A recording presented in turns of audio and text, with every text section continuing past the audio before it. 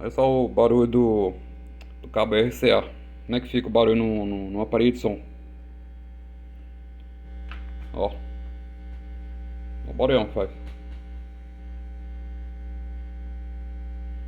Eu tô com o som ligado, hein? No volume ligado, hein? Só conectar aqui, ó. Ó, o barulho para. Agora conecta aqui, ó. Continua o mesmo barulho. Aqui é vídeo, ó. Embaixo aqui é áudio. Aqui é o vermelho e o branco, áudio. Em cima o vídeo pra vídeo.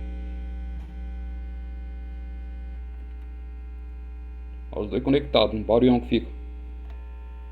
Ó o vermelho tirando o vermelho. Ó, o barulho já para. Fica assim. Aí você tem que fazer barulho, ó.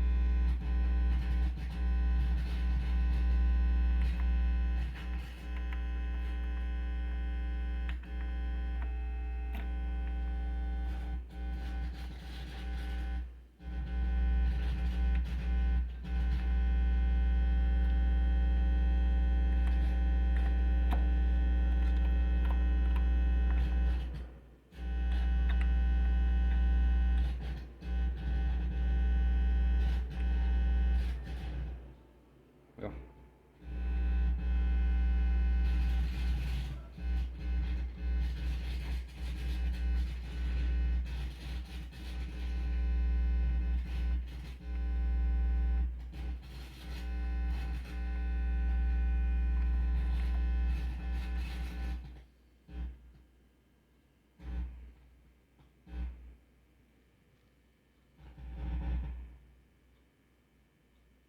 Aí o barulho parou.